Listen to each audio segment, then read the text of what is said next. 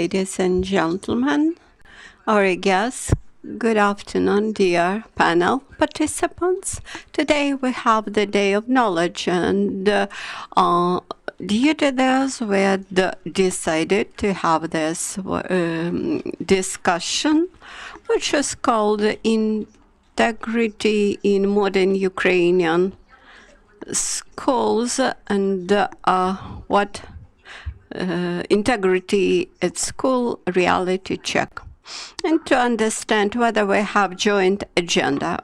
Today we have Mr. Alexander Novikov, chairperson of the National Agency on Counteraction to Corruption, Ms. Ekat Keshkalashvili, program director of the Anti-Corruption Support to Leaders in Ukraine, supported by USAID, then Mr. Vadim Karandy, director of Ukrainian Education Development Institute, Mr. Sergei Gorbachev, first educational ombudsman in Ukraine, Ms. Galina Titish, from Smart Education, Mr. Elkin from EdCamp Ukraine via Zoom, and Ms. Elena Parfonova, co-founder of the Parents SOS Association. My first question is to Mr. Novikov.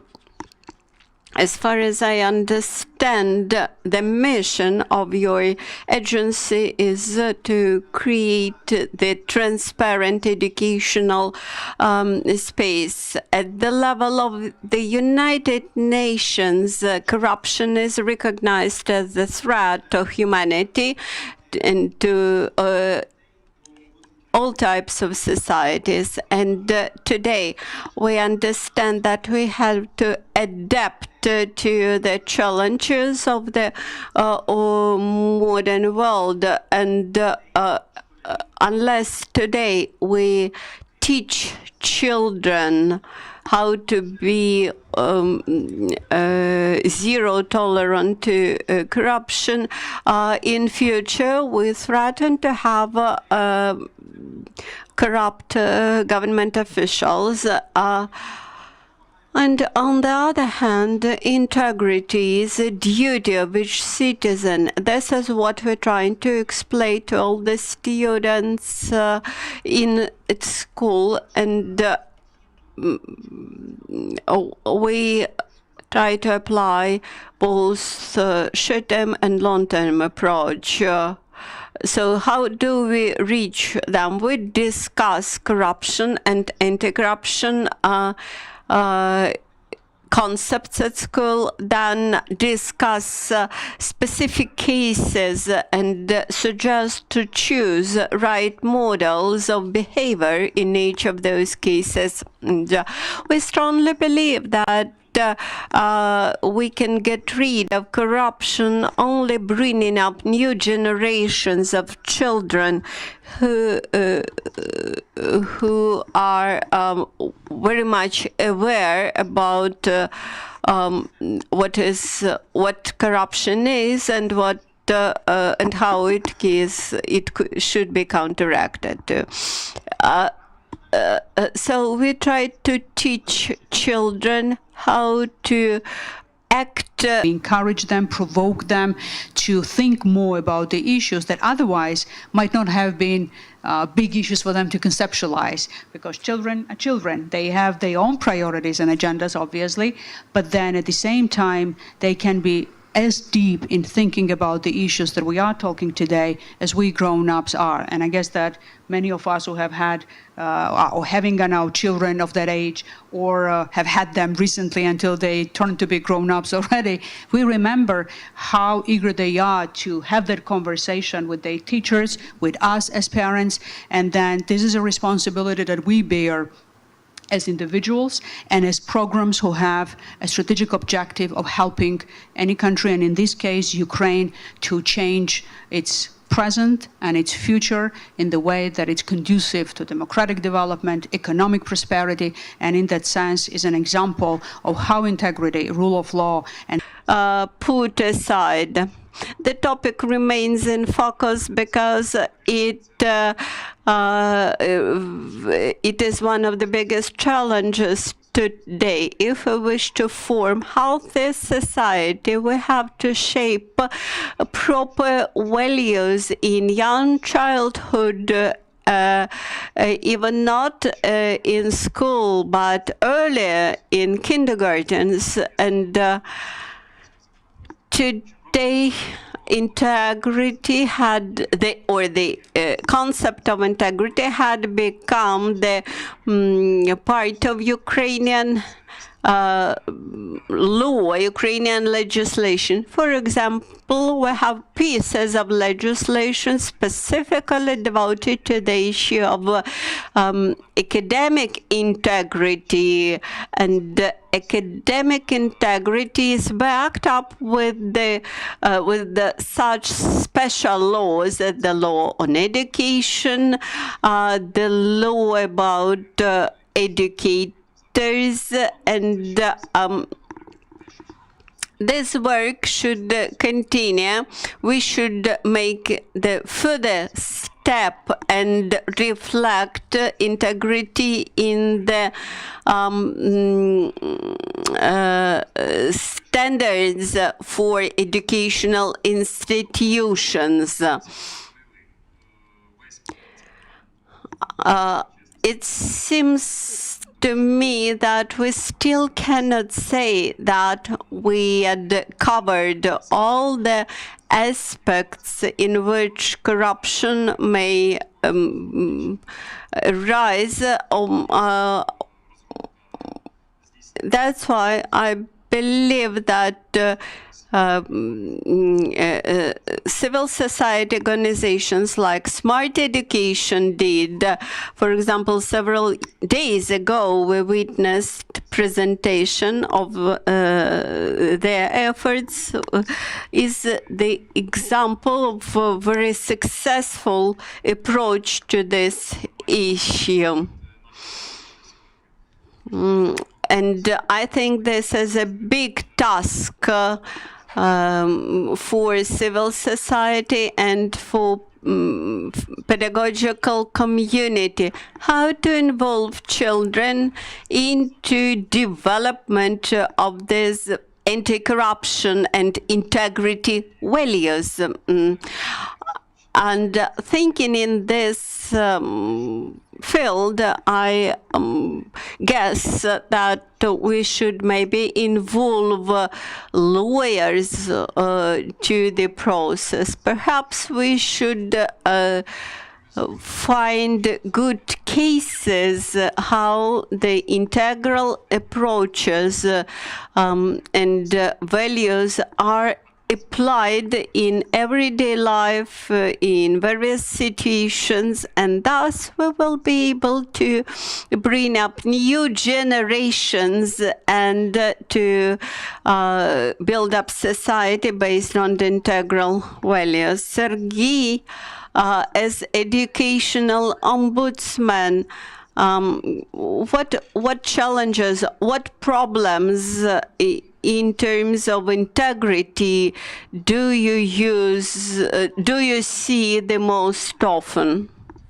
This is a comprehensive problem about integrity, the rules. This is about financing of education, first of all, and distribution of funds, subsidy for education and its use, and support of proper educational space, and how money is spent, whether it is spent fairly. And also important component of integrity is the academic integrity, and it is identified in Article 42 of the law on education, and also there is a draft law. There will be a separate law on academic integrity, and this is really important. And also accurate question is lack of integrity among teachers, and sometimes certificates are sold, and I got a proposal to pay for the certificate of the course that I've developed. And I have seen an announcement in the group that some people wanted to sell the certificate on academic integrity. So this is just bingo. So this is a comprehensive issue, and we should provide a comprehensive approach to it. I believe that this is the work for many years, because the lack of integrity and corruption, they are supported by a complex argument that I'm against corruption, but my people will solve everything. So we should convince people, and we should work with this issue properly.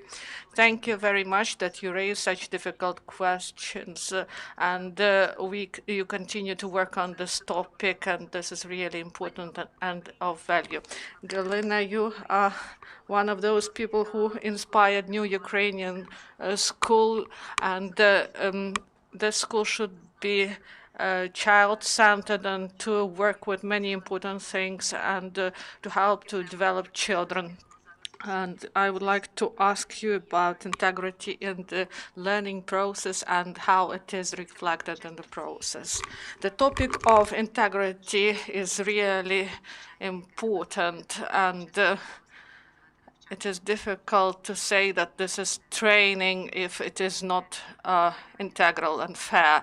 This will be just confusion. This won't be learning. And in the New Ukrainian School, we speak a lot about it, and I hope we will have opportunity to speak about it in more detail. We also developed some lessons in order to speak about it more broadly. Vadim mentioned that this is a very important topic, and we have it in the state standard, and we believe that the situation is better than it was before. Also, one important topic that was mentioned, that for real learning of integrity, we need to have a partnership, the pedagogic of partnership, because the values of integrity, they are in the horizontal level of relations, not in the domination sphere. Victoria Brinza said that integrity is impossible in the sphere of domination, and this was done in under communism. So children should have agency, they should be subjective, and the approach should be child-centered. And this is really important to develop this integrity in schools. Thank you very much. Now we speak with Alexander Elkin. Starting 2018, you deal with this topic of integrity in education. And we would like to ask you whether this topic is still accurate. And there is a Telegram chat of Physical Mathematical Lyceum 26, and there is a year of celebration for them, and I would like to greet everyone who start a new academic year, and I would like to thank all those who provided us with education. And also, I remember that there was Nirvana and Kurt Cobain, and he had wonderful words that the obligation of young people is to fight against corruption, and the teachers, they should support students in this. And now I'm an optimist, but I remember Maxim Kluchar from USAID. He told me about this idea that we should promote and to propagate the integrity in education. And at the time, I had a skeptical approach because I understood that this was a taboo topic. And he addressed us because we traditionally worked with difficult topics, topics of non-discrimination, and we believe that we should deal with it. And the first step we've made we carried out a national survey concerning retraining of teachers, and this was the basis for the transformation of the field. And what is interesting for our topic is that teachers, they needed retraining. 10% of them, they said that they wanted to have a training concerning integrity and corruption prevention. This is not a lot if you compare it with the professional burnout topic, but more than non-discrimination, we have the 7% of such teachers. And after 3-year marathon, we joined thousands of educators, and we included many thousands of educators in our awareness campaigns. And I always say that this was really active, and in the result of approbation, we may say that those who believe corruption negative in education, their cohort has been increased, and based on our experience, I would like to say that educators, 82% of educators who participated in our program, they are convinced that schools are able to help children to learn what integrity means. And I support the idea of Kurt Cobain that teachers could do this. So we have grassroots results and results of the policy. The resolution 800 concerning improvement of qualification. There is issue of non-tolerance and fighting corruption, and in professional standard mentioned by Vadim, for the first time we got emotional and ethical competence, because integrity topic is connected with values, and now this is professional responsibility, and each educator should develop in this area, not only want to do this, but they should do it, because this is obligatory now. I would like to say what is lacking. And this is based on our practical experience. We believe that there are many efficient, active instruments concerning integrity and anti-corruption, but we need to unite them and to create good retraining programs that will work in the institutions who train teachers. And not only for active teachers. We need professional community who will get united, and they will be able to support each other at the peer level. Also, we believe, and the teachers demand this, we should think through the models of involvement and how to speak about integrity and anti-corruption with parents, because we understand how to provide this information to children, but how to work with parents, how to support them, how to involve them to the process. And the fifth thing I would like to mention is the development of reflection and new competences, new skills. And the way to integrity is really a long way.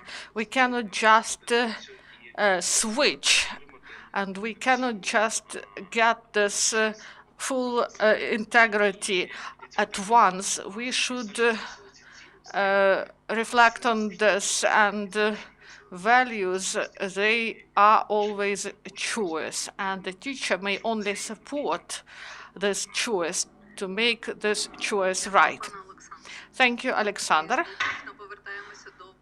And now we go back to Olena Parfonova, who represent Parents SOS NGO. And you work with the problems connected with schools, and do you see some developments concerning transparency. Do we see some changes? Yes, we see them. And of course, this is insufficient, but the main thing is the contest for the top positions in these institutions, despite terrible pressure and negativity. We were able to provide equal access to educational institutions. This issue is regulated concerning the primary schools. Now we are speaking about lyceums and gymnasiums, and we have here a lot of issues for discussion. But I hope that in a year we will be able to start to resolve this issue. And understand the integrity issue. This is not only about bribes for repair works, for curtains, but this is also the things of cheating during exams, or that parents are forced to buy some materials, and this is tolerated not only by parents but also by teachers, because this is easier for them. And the issue of paid lessons, we know when, for example, they read pages 34 to 45, and then this teacher, he provides paid lessons for example, 100 hryvnias an hour for the same students. So there is lack of political will, small salaries, curricula is underdeveloped. And I would like to add to what Alexandra said, that anti-corruption and integrity should be taught in schools, but we also should have this in the in universities programs. We are speaking about the new wave of people, new officials, and who taught them, and according to which curricula. So this issue of integrity is really comprehensive. 2 hours is not enough to discuss this problem. Maybe several weeks will not be enough even. And during these 7 years, I see that there are many positive changes. But of course, everyone wants to get good results at once. And there are many traditional things. For example, my grandparents, my parents, and I should bring something to that. And now we have more opportunities to overcome corruption and non-integrity in schools. Thank you very much, dear colleagues, for this first part. We really had different views, and now we'll start a good part, how to resolve this problem, because we see the scope of the problem. Of course, we won't be able to solve this problem in 1 month or 1 year, but we understand that we should move in this direction in order that in 10, 20, or 30 years to have fair society and integrity in society. Now we are going to speak about what we may do. So please, you may take time to speak, and we start with Alexander. Please tell us about anti-corruption instruments that ADCAM developed and lessons learned. Thank you. I would like to start from reflection to what I heard from Ms. Parfenova. Despite the fact that today I'm in Kharkiv, not with you, but I'm very happy that this topic had brought together the whole coalition of stakeholders who can have impact, who can influence and push up the the course of affairs in right direction. And today I would like to start with some of our achievements. Our project has been working for 3 years now, and I should say that during this period we had experienced big transformation. We started with the toolkit for the role games, and one of the first games was called What and Where and How. This is one of the formats which attracts and eagerly involves both children and their parents. It is a type of a game which involves children, which involves the audience, while mafia type game, but with the questions of a sort: what does your school buy? What does your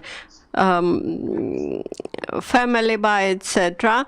They interact with other aspects of curiosity, human curiosity.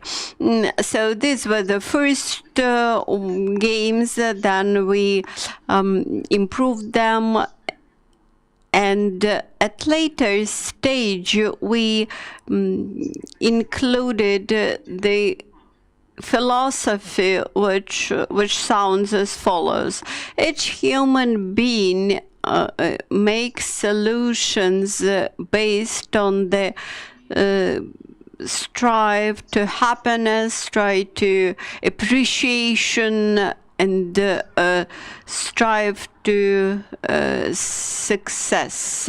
And corruption actually hinders these efforts, and corruption actually brings you to discrimination, and all humans acting based on corrupt practices, they lose in all their aspirations sooner or later.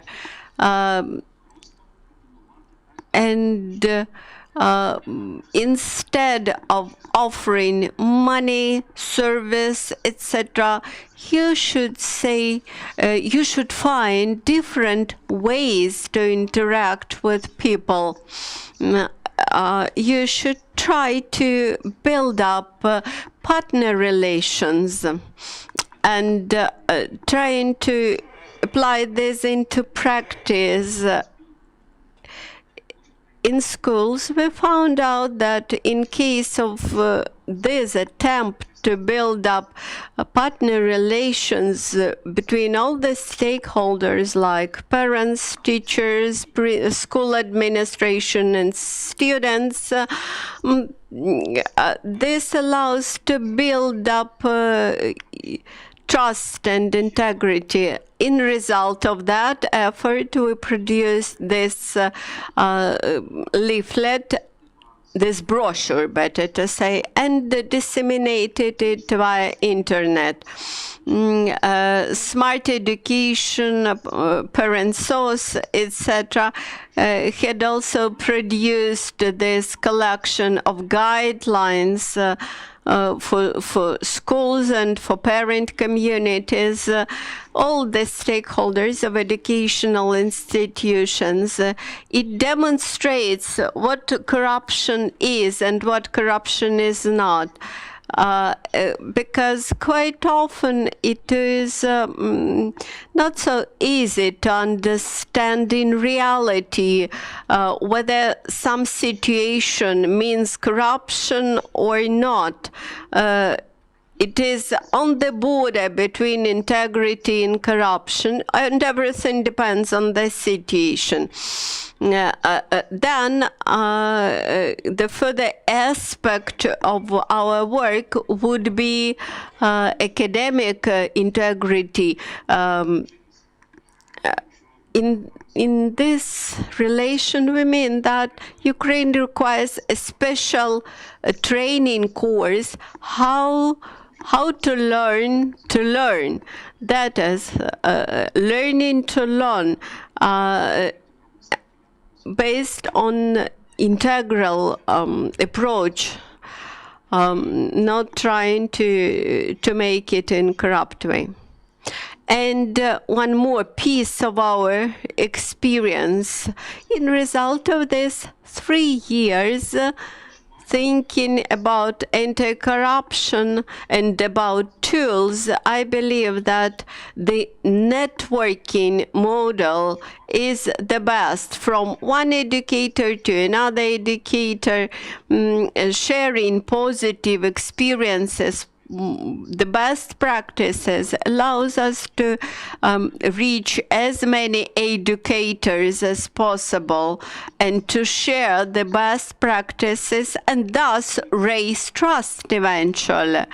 Then about pedagogical models which are worth applying to educational practices. I believe this should be three-staged pedagogical model. At first stage, you translate knowledge, then you bring children to critical thinking about different situations, about integrity in practice, and in result of this 2 stages, you come to the 3rd stage when integrity becomes a part of the value kit in kids' minds.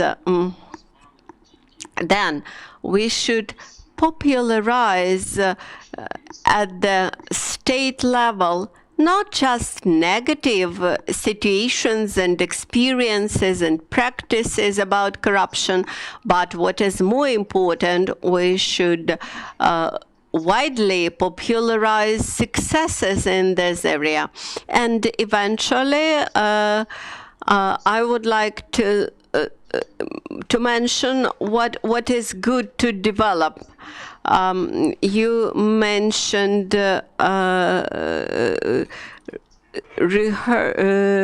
private repetition and training of students in classes. I believe that should be allowed officially at the governmental level as one of the activities allowed to teachers, and thus they should be partially funded or fully funded by the state. That is, that the least successful students should be officially supported, additionally supported by the teachers. Thank you, Alexander. I believe that you contributed the most to the networking among teachers. Nobody did more than you did in this area. And you managed to turn the pedagogical conferences into the big, joyful events similar to the rock star performances. That is, teachers celebrate each such event when they are brought together. Thank you for these good words. I believe that our biggest achievements is among union or bringing together the youth, the students of younger students of secondary schools, and students of high schools. I believe that this will bring the best results. Galina, some weeks ago, you presented integrity lessons for the primary schools. Why did you decided to work with the primary school, and what inspired you for this work? Thank you for this question. Actually, Alexander made a good introduction to my intervention. Their project started to work with the more senior school students, while we decided to approach to children between 7 and 10 years of age. And these are like under teenagers. They are not too young to abstain from very serious topics, but they are not adult enough to be presented serious issues in very serious way. That's why we decided to be very organic, so to say. That is to tackle the everyday cases, the everyday behavior models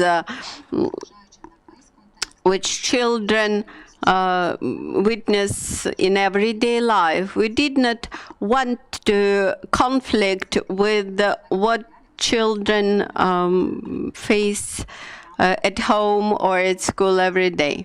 And in result of that work, we produced this book. EdCamp contributed much, Mr. Alexander Elkin, then Alexandra Royce, a psychologist, reviewed all the materials from psychological point of view and checked them against psychological security, psychological comfort for children. Thus, we presented some topics at the level of a fairy tale, in a form of a fairy tale, to make them more understandable for children. So this book consists of 12 topics, and as a basis, we took this document issued by the Organization for Economic and Social Development, and it advises about the approach. It suggests that children should be taught the rules, the values, and anti-corruption principles. The same document and EdCamp recommendations was that we should not present just principles, bare principles. We should present cases and describe the values which are involved into each case. And quite often this demonstrates tough choices which we have to make. For example, either I should win honestly or just pay money in some competition, how to manage waste, either to throw it out and poison environment, or to pay for waste management. And each case is quite clear for children. These lessons which we offer in this book, the main character is in talk, integrity and okay. Look at this small character, and it becomes a friend who communicates with children at all stages, and they meet him or her at the first page, and then they read comics about her, make pictures, invent some stories, etc. And discussing that, we bring in voluntary work, integrity, kindness, mercy, etc. All the qualities that we would like to see in our children. After the Integrity Forum, which happened several days ago, we had received mass requests for this textbook, and we disseminated more than 1,000 of books. You can find all the materials on our website. We do not wish parents to pay for it, and we believe that eventually we will find money to disseminate it among as many schools as possible. By the way, we were not the beginners who or founders of this project, but we joined it. Thank you, Galina. At the presentation of your textbook, we noticed how teachers were happy and enthusiastic about it, and how many teachers decided to introduce it immediately to their learning practice every day, especially for primary school. Olena, how do you think, what current projects of the parent source could be mentioned today? On August 17, we had presented the school guidelines. It comprises 30 questions and answers for parents. These are the most frequently asked questions by parents, and they reflect the everyday problems of school life. And from the moment when we disseminated that, we had received many feedback, pieces of feedback from parents. Each year we receive approximately the same questions coming from parents, and they come seasonally. That is, the questions about refurbishments come in April, the questions about what textbooks to buy come in August, the questions about necessary medical certificates also arrive on seasonal basis, and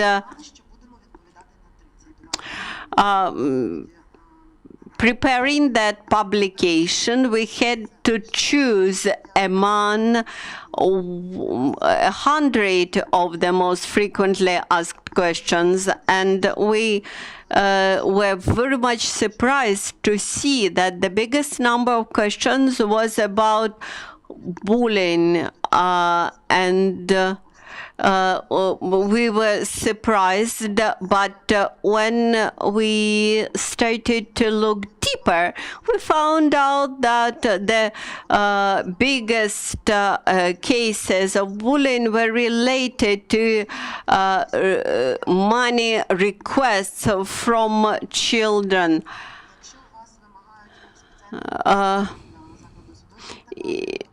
And in result of that, we had produced templates for each typical situation when additional money payments are requested from parents, from the school uniform up to each request for a textbook.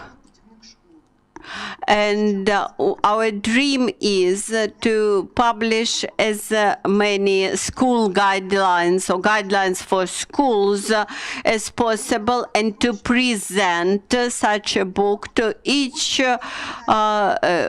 first grade newcomer this year.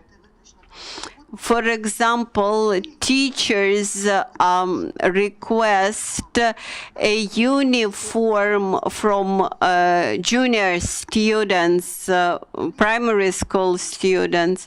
That's not required by the law. Then some families say that they have to pay money for school refurbishments because local administration, district administration had not paid for refurbishments.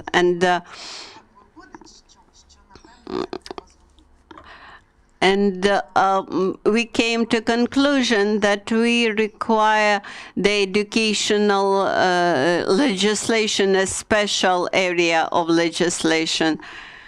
Then about the competition for school principals, the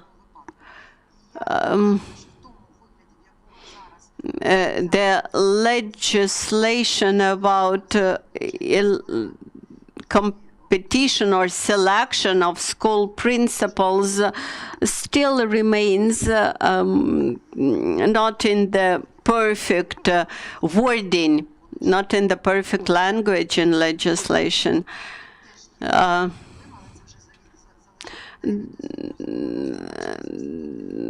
Then some schools till now do not have the compulsory coverage districts, that is, the territory children from which should compulsory be enrolled to this that school. And also, we now hope very much that by 2023 we will have new rules how children should enter lyceums and gymnasia. We see our mission as continuous public awareness.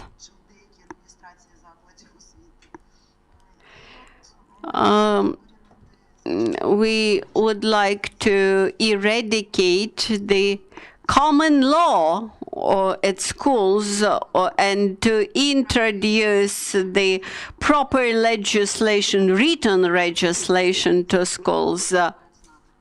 And I absolutely agree with you that parents should know the provisions of the law, and I'm happy that all the stakeholders have to interact in this process, and the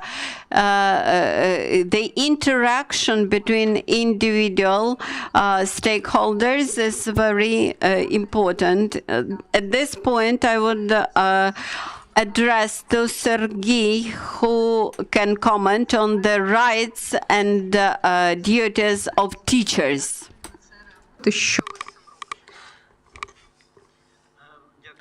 Thank you very much for your question.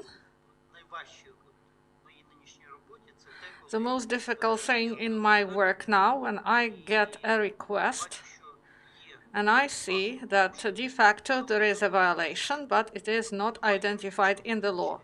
So no legal identification of this act as a violence, or there is no mechanism how to fight violations. There is a big problem connected with anti-corruption and with impartiality, and this is connected with positive changes that was the result of decentralization. We have many problems. Locally, decentralization becomes feudalization, and locally, they do what they want, and there is no proper mechanism how to bring those officials to justice. We lack the mechanisms, and this is a big problem. Laws, rights are violated. It is difficult to restore them.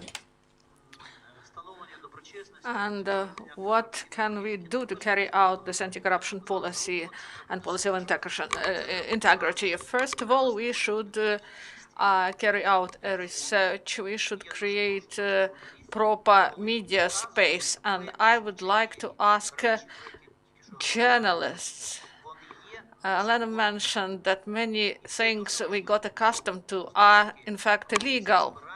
And corruption is based on customs that exist, and they are really persistent, and there is big inertia, and a lot of efforts are needed to change this inertia.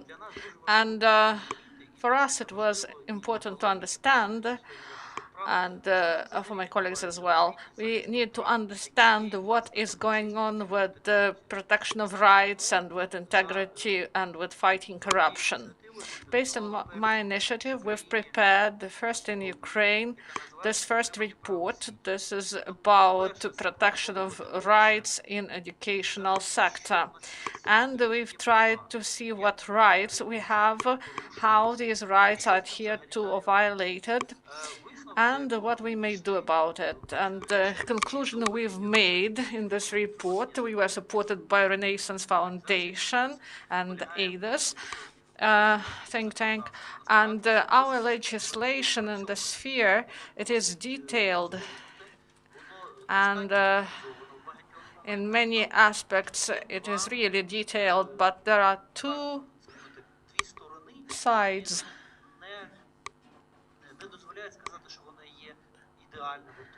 that show that it is not ideal. From one side, many norms are obsolete, they do not work, and there are a lot of problems, and many problems of society are not reflected in the legislation. That's why we address deputies, the Ministry of Education, the Cabinet of Ministers, in order to introduce changes. And the problem mentioned by Elena, they carried out a survey concerning financing, and there is bullying of parents, and we get a lot of requests concerning this, and I hope that USAID will support us, and we have plans to fight this problem, what we may do, and this is a concrete proposal. And there is bullying against parents. They say that money is lacking. But the institutions, they have this money, but they do not use this money efficiently. And they ask parents for money. And I believe that we should provide changes to Article 25 of Law on Education, and also this is it concerns also Article 26 first. The need should be established, and they should make these needs public, and we should mention this in Article 30, and this will bring us to a critical parameter of transparency, because they ask parents for money, but money is in the budget for these needs. This is a separate topic. 7 billion of subsidy for education is not used actually, and everything is not so simple. Sometimes there is incompetence and even intentional hiding of money, and there are complex budget procedures and complex calculations of the subsidy, and we face unfair situations at the grassroots level. One territory, one community, for example, they have more subsidies than others, and some communities have a lot of money, but they do not speak about it, and other communities, and they lack money for schools, for teachers, for salaries, because this formula of educational subsidy is not calculated properly.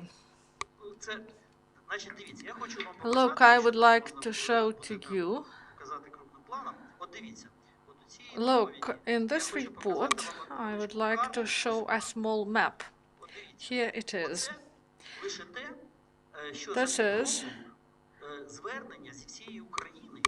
These are the requests from throughout Ukraine concerning optimization of the network.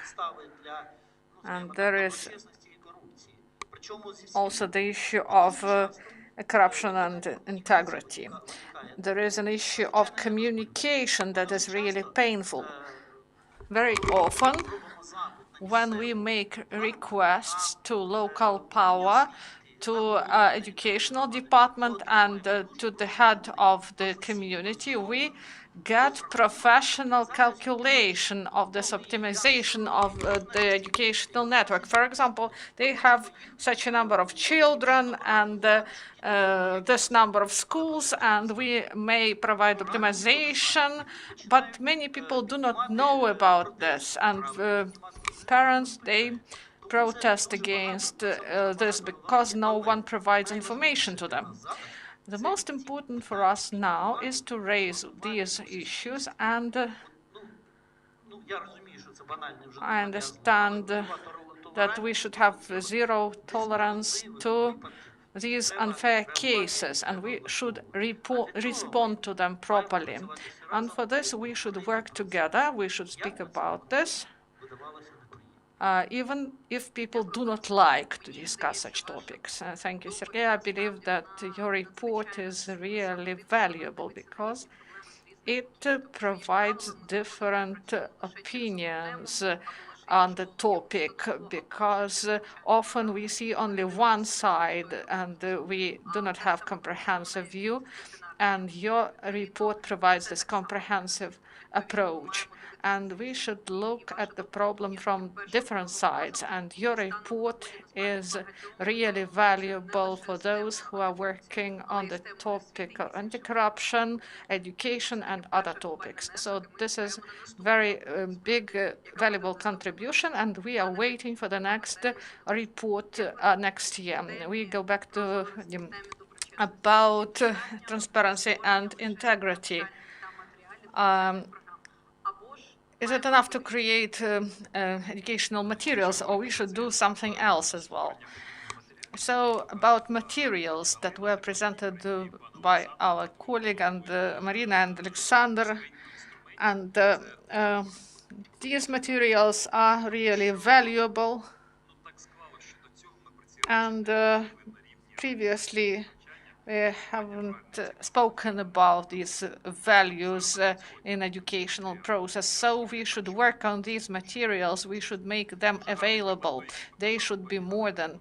Halina provided a good example. When we are speaking about the materials, this is not only about manuals. These are additional materials for students, and also of value are materials for teachers, how to work with these materials, and we should do everything possible to make these materials available. And Ukrainian Institute of Development of Education is an administrator of online school. And in several months, we will be able to place different materials. We may position them on this national platform. They will be available to all educational institutions that have access to internet. But any materials and manuals, they are just like bricks. And the master is needed to create a building from these separate blocks. I'm speaking about the role of the teacher. We should focus, and this is in the strategy of development of education. These are the issues connected with the development of teachers. They should have proper understanding of values, and they should be able to bring these values to their students. This is about refresher training, and these programs are based on professional standards. And our institute participated in the development of these programs. Alexandra also mentioned the projects we carry out, and we put effort in order that this process of retraining be decentralized, and the teacher should be able to choose the program in accordance with which he will undergo this refresher training. Also, we need to speak more about the instruments to carry out assessment of professional competences of teachers, because we should help teachers, for example, to show them where they should work more on their professional issues or the issue of integrity. We should provide courses. We should show how teachers may undergo these courses and how to provide assessment to the activity. We should also think about the development of instruments of assessment, certification for the teachers, and this is the element of our legislation. Thank you, Vadim. And you've highlighted the issue of teachers and their training, because often we look at what is important for students, but we should focus also on teachers, because they should have proper understanding of the topic, otherwise they won't be able to deal with this topic properly. Also important is the topic of the course. For example, I believe that this topic is really specific. For example, lessons of integrity, it is difficult to provide them in the curricula. And all the teachers, they should know about these issues in order to provide them for all components, starting Ukrainian language and other subjects.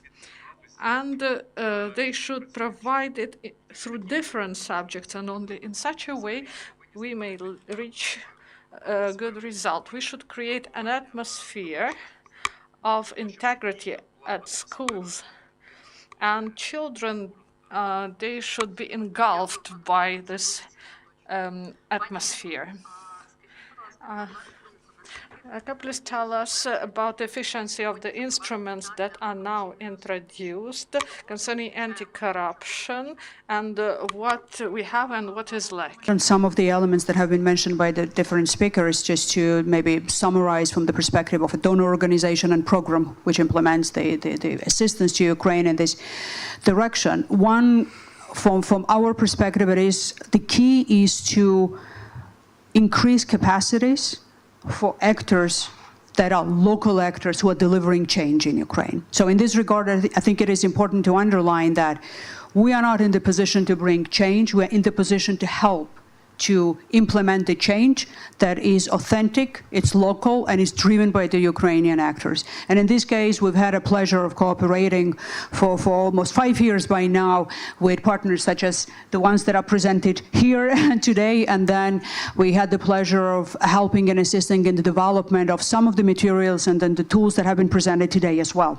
when it comes to manuals, when it comes to the toolkits.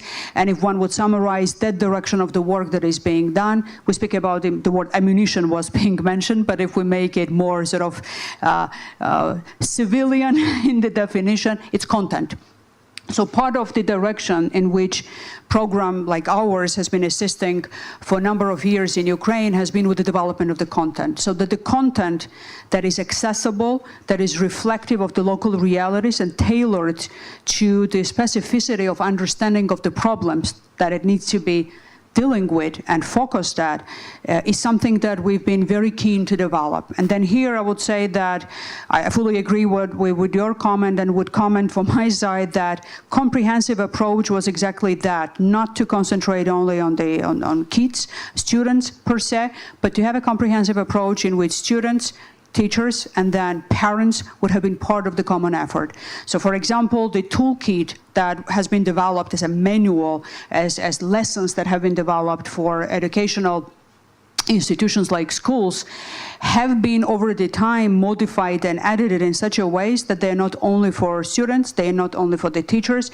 but they're edited versions for all the three categories, so that we have materials for the teachers, we have materials for parents, which have become very active in terms of demanding materials like that and getting acquainted with content like that, and for the students themselves. But then if we speak about development of the content, we always have to bear in mind that it cannot replicate itself to the fullest, because we need to be creative in understanding how children are perceiving information, how reflective they are of the issues in the way that it becomes accessible to them. We've spoken about the young children in the primary schools, but then in the middle school and then the high school as well, right? These are the different target audiences with different way of digesting information and acting on the information. So in that regard, that understanding of the nuances and then tailoring of the content to the specific category of the recipient, so to say, of that information is extremely important. What I would add into that, the way we've been approaching this process was to make it as interactive and creative as possible. So most of the tools and instruments that have been developed and processes that we've assisted in terms of implementation, they were not just the trainings, they were not just, development of the books or the manuals or the training content in that regard, but then delivering method and formatting of those tools have been very important for them to become effective. We've had a great pleasure of working with organizations here in Ukraine from civil society that have been very innovative in developing the content through games, through well-known names like Mafia games, for example, well-known games like When, What, and Where, where you are participating with some competitive edge into it. You are having the drive of being interactive in the game, and you are digesting information in a completely different way. It's not a lecture, it's not a dialogue that you are partially conduced to be part of, but then you are very enthusiastic in participating into it. Qualification of teachers, we as a program are not dealing directly when it comes to the overall qualification development processes with the teachers, but then when it comes to the integrity, when it comes to the corruption, this is an important element, how teachers themselves are becoming drivers of the change. We have helped development of the whole network of ambassadors, as we call it, of well-trained teachers who are themselves now acting as ambassadors on anti-corruption and integrity, themselves are teaching further other teachers and their students, and then now promoting new ideas about how better we could deliver more on integrity-related front with the teachers. But part of qualifications when it comes to what could be done in the future, what could be a lacking element, and then we've talked quite a bit about integrity in educational process, plagiarism, for example, right? This is where it all starts when it comes to the value sets that we have as the grown-ups. So when it comes to qualification of teachers, I believe that there are elements which go beyond selectiveness of whether or not they want to be trained in this area. But if you make a choice to be a teacher, there are elements that you have to have as a knowledge base, and you have to subscribe to for you to have that right and that privilege to teach children and then be part of their development as individuals. And then if one is not that inclined or enthusiastic to spend time on the issues like that, well, they can find other jobs perhaps to do. They could be well qualified to do that, but not being in the position when they can have a great influence and impact on the individual development and personalities and value sets of children and then the students. One element that I would want to mention here relates to the students. I'm mixing perhaps the target target audiences. But then we firmly believed that when we spoke about the youth, it was not only middle school or high school categories of the children, but then the universities as well. And with the help of our program, for the first time in Eastern Europe, first master's degree program on anti-corruption has been established here in Ukraine in Kyiv-Mohyla University. So that now we've had this year already first graduates. The new lineup of the students already is being selected. And these are enthusiastic, committed young people who have decided already at the stage of their professional development to study at the master's degree studies in anti-corruption, and by that to contribute to the comprehensive transformation of Ukraine when it comes to the future.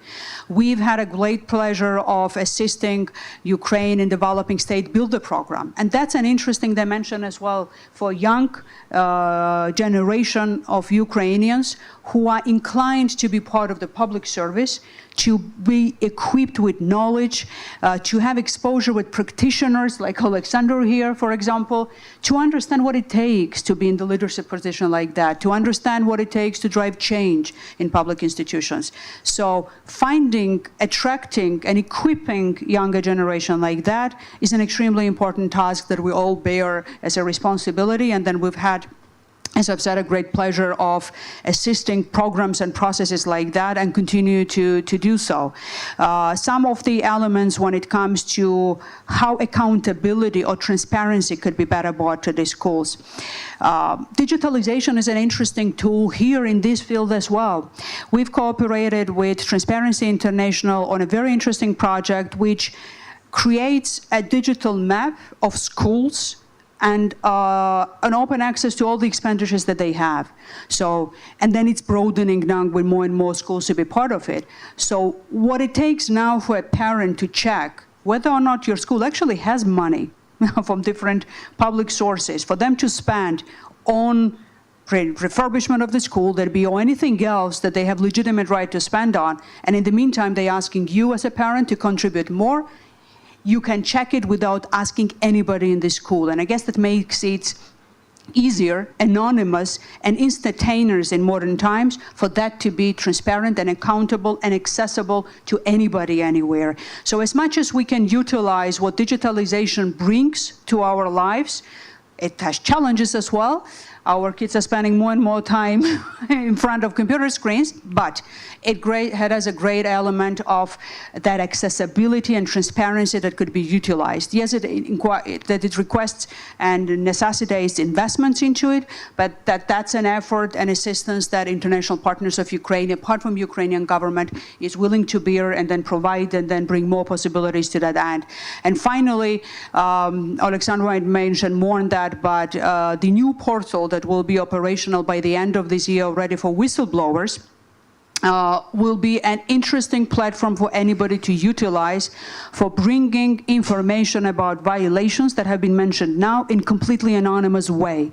So there will be no paperwork, no extra efforts that will be needed for anybody to actually highlight information on violations that we have spoken about. It will be a click of a button with more information that you have that you need to provide into the portal. More educational activities will be needed so everybody understands what it takes to do that, how responsible we need to be by bringing information, obviously, by that to the authorities.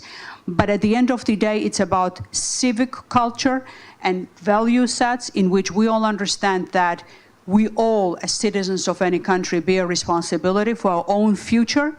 Governments are there based on the social contract that we have to create environment in which they provide rule of law, order, security, level play field for everybody to explore the opportunities. But it's not that we are not bearing any responsibilities ourselves to make that future transformative for ourselves. And then in that regard, we have great examples here today again of our civil society representatives that already act on this responsibility and are extremely vibrant and creative and innovative in terms of bringing the change. So in that regard, final note, and I have to leave earlier than others, and I want to excuse myself into that. I fully agree with one comment that has been mentioned, that success stories matter. While transparency of information is needed, in-depth understanding of the challenges is needed, accountability accountability and responsibility for violations is needed. We need success stories, not to be hidden stories as well, so that our younger generation is inspired. They understand that change in Ukraine is not only a possibility that is happening now already, and then Ukraine has come a long way in transforming itself from where it was even few years ago, but more needs to be done. And they are the ones that will be bringing partially already quite soon that change to their own country, but they need to be inspired, and we need to think how best we can inspire them of these possibilities, for them to feel that they are proud citizens of their own country and they are proud citizens of the global liberal world order as well in that regard. Дякую, пані Еко. Я б хотіла тут, мабуть, підкреслити ще раз цю різносторонність інструментів, які насправді.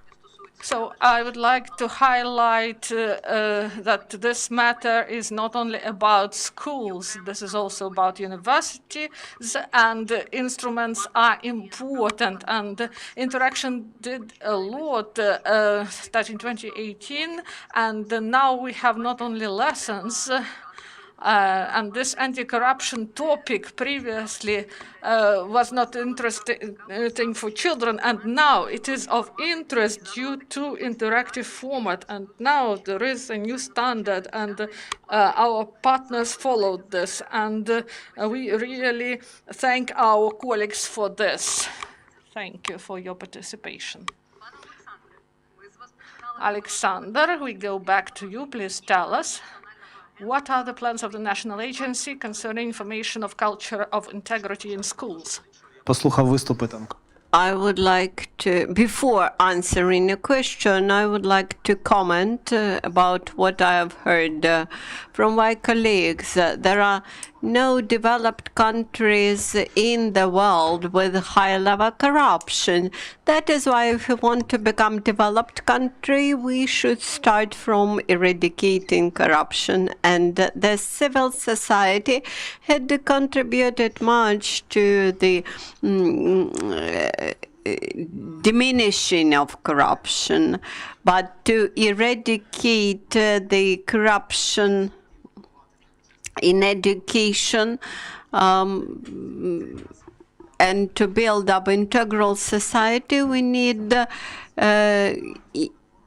consolidation of efforts.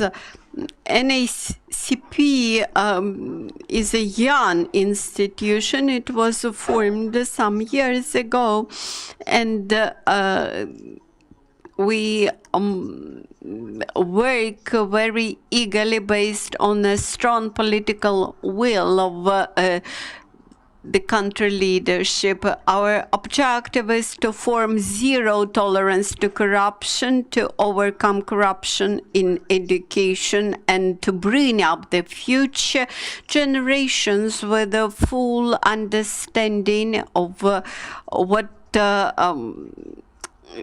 corruption is and how it should be prevented.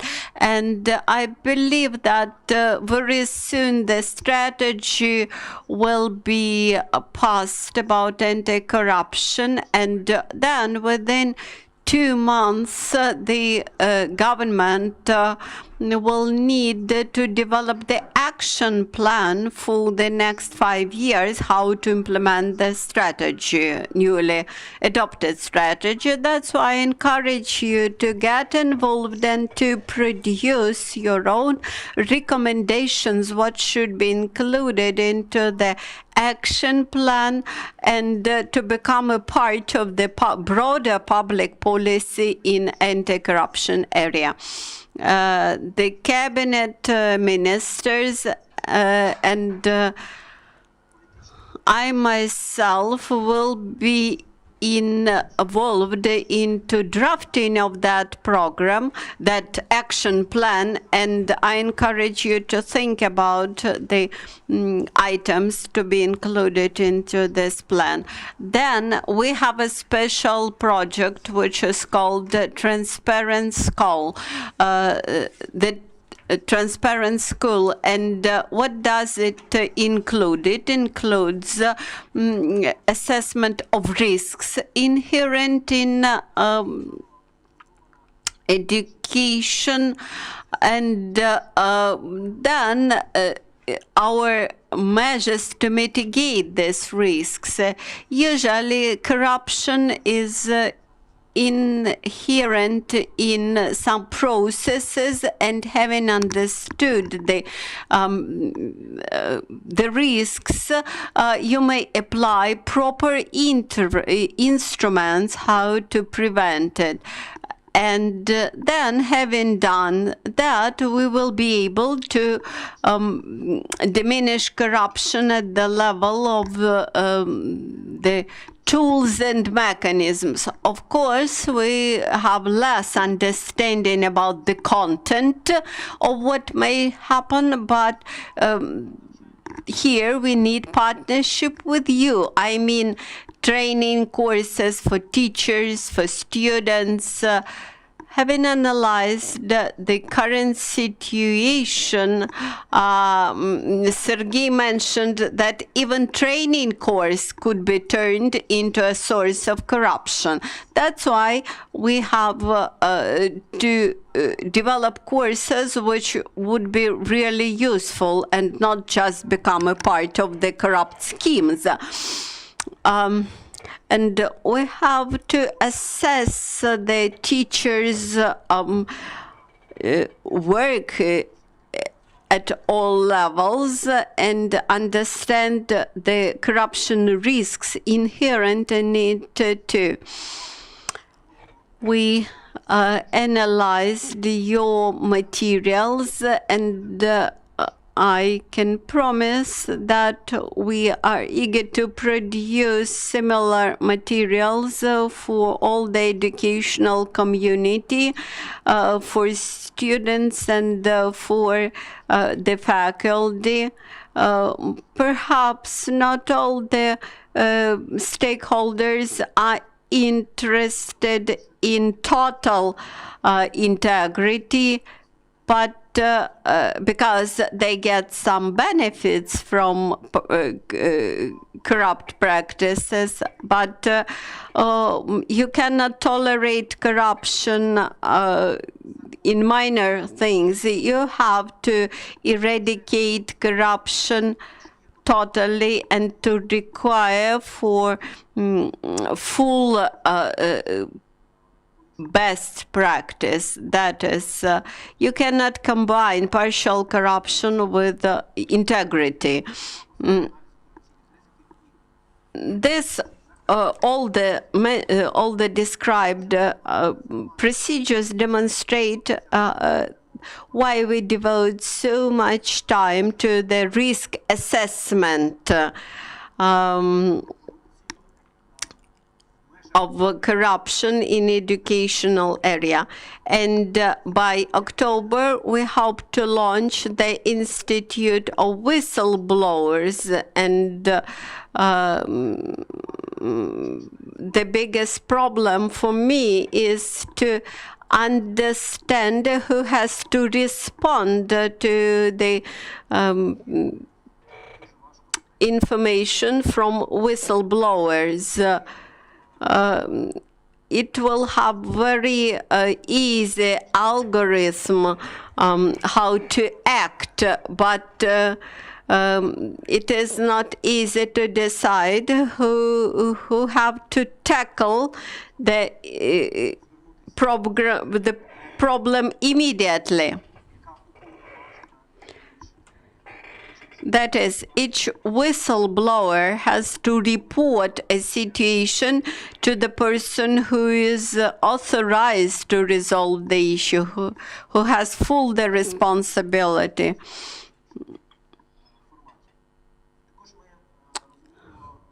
Also, we understand that besides teachers and students, we have one more stakeholder. This is administration of educational institutions, and they also interact with the budget managers, and there are some risks in these contacts. and the latest amendments to the legislation allow broad public to participate in funds allocation, public funds allocation, and this would allow us to minimize risks in this aspect. I'm absolutely sure that we are able to cope with all the challenges that we face today. And this would allow us to ensure integral training process and integrity of the future generations. I would like to add a very short recommendation. Let us approach to the Institute of the Educational Content Modernization and request them to announce new textbook call for the integrity or anti-corruption textbook. I'm ready to support this idea to produce new textbook for schools, for universities. You mentioned something about books and textbooks. Actually, all those materials are already on the website in open circulation in internet, but and you can upload them and use them broadly and free of charge. But the issue quite often is to get hard copy of those materials, and if you want to get these hard copies, it's not so easy. You have to find money to print up and to disseminate it. But when it comes to the content, you may upload the content from the website and use it. You have to reflect on the content and decide how to overcome the problem, how to resolve the problem. Children have to understand the problem and how to cope with it. Thank you, colleagues. We come to our final stage, to Q&A session. And in this stage, the first question.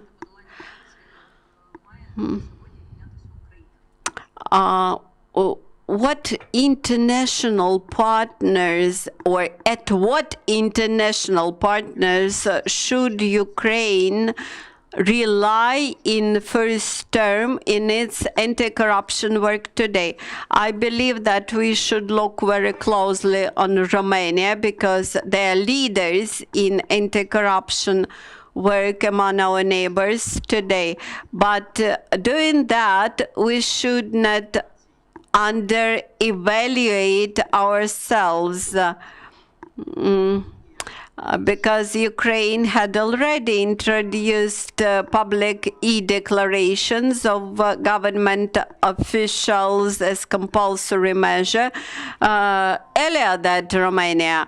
We also had introduced electronic service ProZorro for public procurement procedures, while Romania does not have it yet. And by the way, these mechanisms are rather good, and we need to give more time to feel the effect of that. Yes, I fully agree with you, but on the other hand, we have to improve the tools which we already have and which you already mentioned. But for example, the criteria, when we procure public catering for schools via ProZorro, the only one criteria is price, the lowest price. And this is the big problem. And the same is true about textbooks.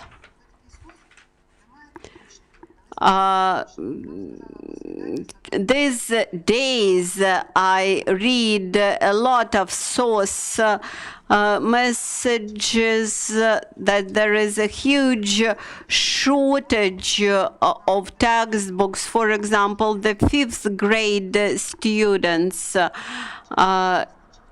and of books, which means that one children will get them, another would not get. And what will be the distribution principle? Who will get, who would not?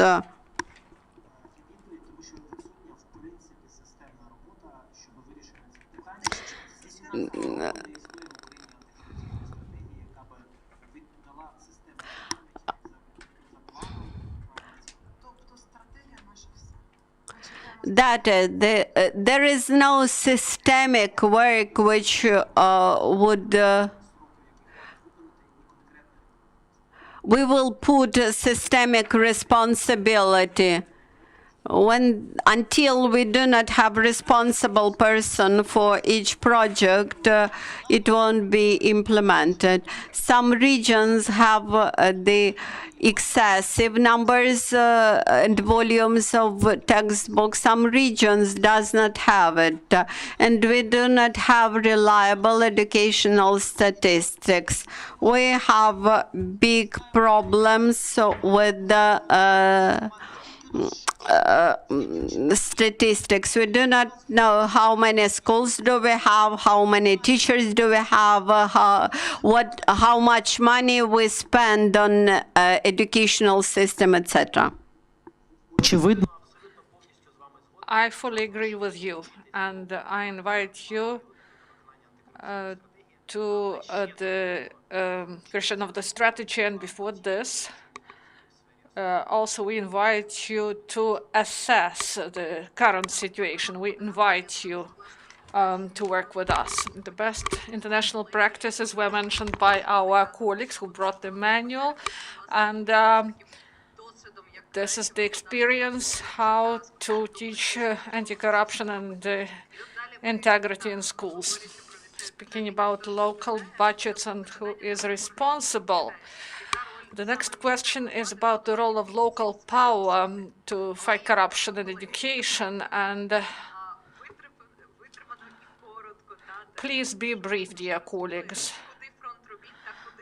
in order to understand where to move to. So first, what we should do, we should have a program for territorial communities heads, because heads of the communities, they do not understand this issue. And we see a lot of examples of improper use of funds. So they organize educational system in different ways locally. So 99% of schools in Ukraine, they are communal, they are community-based. And they have this task. And also we should properly calculate educational subsidy. I would like to continue. They should understand the law properly. Educational institutions are autonomous losses. And they replace this notion of autonomy because each head wants to be the head above the principal of the school. And also the development of educators. The landscape changes, and now the main focus is on the centers of professional development, and the territorial bodies of power, they are the founders of these centers, and they do not properly understand the potential of these centers. And they try to save funds, and they create small collectives of 5 to 10 people who support teachers in the territory. And in 5 or 10 years, we will face problems because of this. And this issues concerning integrity and values, they are connected to this. We should support our teachers properly in order to have good results in the future. So locally, the founders should understand that they are responsible and they should implement the law. The law envisages this, and if they implement properly, then they will have good results. And one more example. This is painful for me. A mayor of a big city appointed Stoker in the school. He invited a Stoker to him to communicate with him and to appoint him. And the Deputies Council, they also adopt the Christian ethics course, and there is a central body who forms the educational policy, and this body should do this. And this is not responsibility of the deputies. And so some are more equal than others. And locally, if you're speaking about money, the responsibility of local power is to support local educational institutions, because subsidy is not only about salaries. This is about chalk, repair works, curtains, and equipment of the school. And for example, they have some people who they know, they provide money to their acquaintances, for example, 5 million, and they do not provide money to those who need it. And in Kiev, there will be a presentation of the map of needs, and the school should list all their needs, and the system automatically having some criteria of risk. And the system chooses what educational institution will be provided with funding. And we should not base our activities on common practices that we have now. And do you have questions, dear colleagues? If not, we are ending this discussion. And I would like to sum up. So this is a comprehensive problem, and we started with the positivity, and then we got to heated discussions, and everyone raised these painful topics that they have, and due to UCMC, we were able to get together and discuss all this. And I believe then we will have coordination of effort, systemic approach, communication, and we should move ahead using the instruments we have and to get united. So we thank our audience, and please visit our sites, join projects, and let's build together this integrity education in Ukraine. Thank you.